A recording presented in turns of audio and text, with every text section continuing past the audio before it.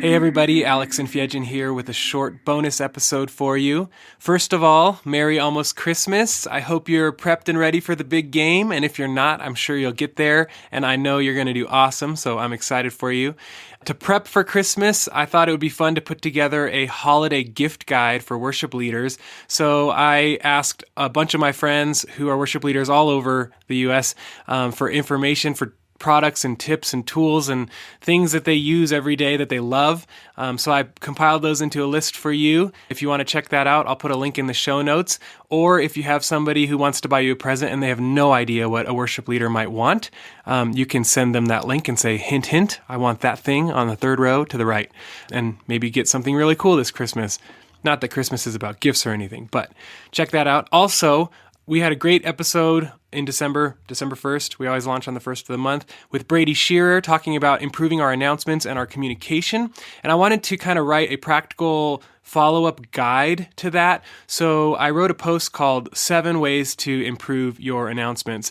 So check that out if you're really wanting to get nitty-gritty on some practical ways that your church can do announcements better starting this week. So that will also be in the show notes.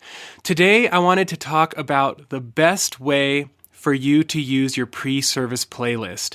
You know, most of us have music going on in the background while our congregation is arriving to church.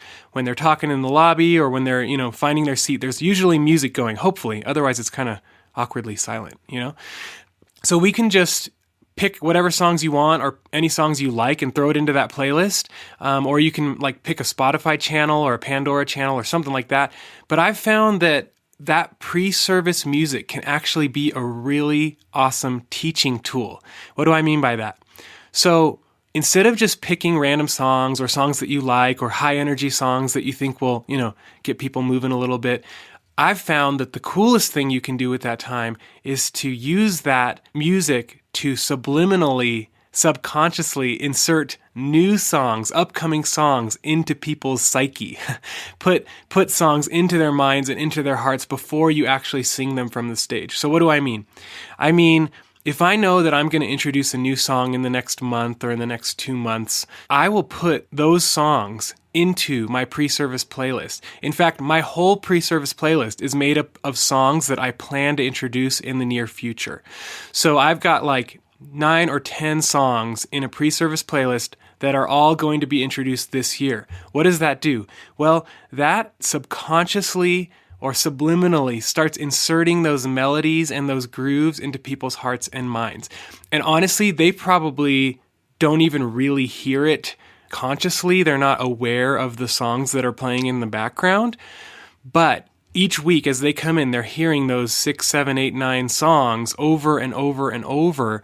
And then by the time it's our turn to introduce those songs from the stage into our worship set, they are quicker to learn those melodies.